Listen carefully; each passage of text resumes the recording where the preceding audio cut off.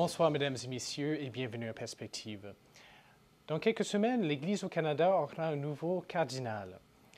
Dans quelques jours, lors du prochain consistoire, le 18 au 19 février prochain, 22 nouveaux cardinaux seront créés, dont Monseigneur Thomas Collins, archevêque de Toronto. J'ai aujourd'hui le privilège d'avoir dans le studio Monseigneur Collins, qui va nous partager ses opinions et ses avis sur ce prochain ministère qui débutera. Monsieur Collins, bonsoir. Bonsoir. Alors, comment vous sentez-vous maintenant que vous êtes à quelques jours lors du prochain consistoire? C'est une expérience très importante dans ma vie. Sans doute, c'est un grand honneur d'être nommé comme le Saint-Père, comme cardinal. Et je suis très conscient de la responsabilité de ce nouveau ministère dans l'Église. Et justement, vous avez déjà, comme archevêque de Toronto, plusieurs responsabilités à occuper. Mais avec le nouveau titre de cardinal, quelles seront les responsabilités qui vous seront confiées? Well, la responsabilité première que j'ai, c'est vraiment comme archevêque de Toronto, le pasteur de cette église locale. Mais comme cardinal, je pense que j'aurai aussi les responsabilités avec l'Église universelle. Les cardinaux travaillent dans les congrégations, les diverses sections du Vatican, de Saint-Siège.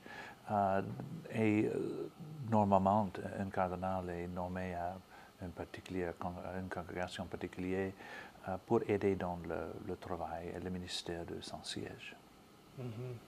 Et qu'est-ce que ça va changer pour l'Église à Toronto et au Canada aussi, le fait que vous êtes nommé cardinal?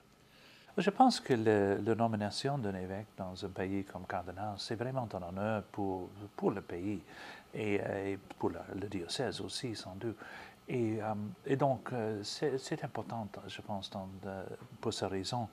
Mais vraiment, le travail et le ministère que j'ai comme évêque dans Toronto, ça ne change pas.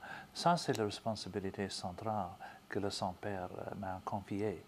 Et une fois, comme cardinal Ratzinger, il a dit qu'un évêque peut aider l'Église universelle. La manière dans laquelle il peut le faire, c'est surtout par son travail comme évêque d'une église locale. Donc, je suis très heureux d'avoir l'occasion d'être au Saint-Siège pour les réunions, des choses comme ça, pour parler des défis de l'Église universelle. Mais je pense que c'est la chose plus importante d'être un bon évêque dans ma propre diocèse. Et avec ce titre, est-ce que l'Église au Canada va jouer un rôle plus important sur le plan international dans l'Église universelle? Oui, peut-être, oui, je pense que c'est vrai.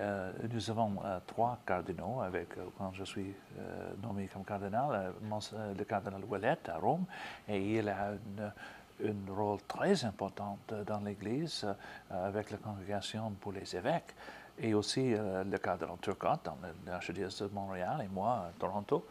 Donc, dans les deux cardinaux qui sont évêques du diocèse et l'autre cardinal canadien qui est au Vatican, je pense que c'est vraiment un rôle important dans toute l'Église. Et comment êtes-vous en train de préparer pour le consistoire?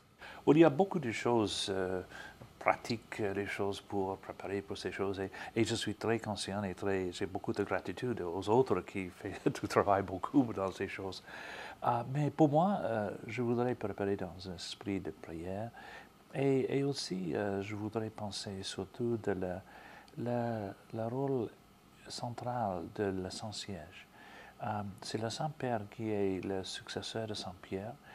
Et un cardinal a un rôle dans l'Église universelle, sans doute, mais c'est très important qu'il devient un curé dans une paroisse à Rome.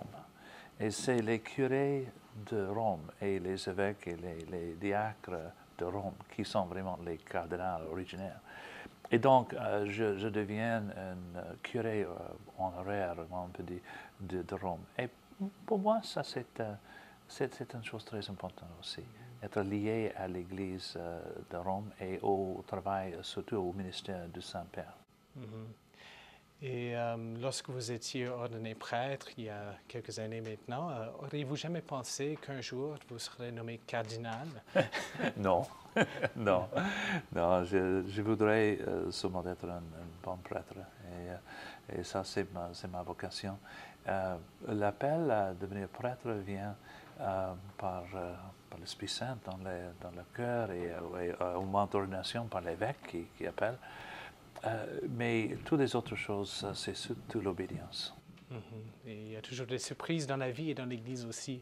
Alors, merci pour cette interview et bonne chance dans cette prochaine étape de votre ministère au service de l'Église. Merci beaucoup. Et c'est tout pour aujourd'hui. À la prochaine.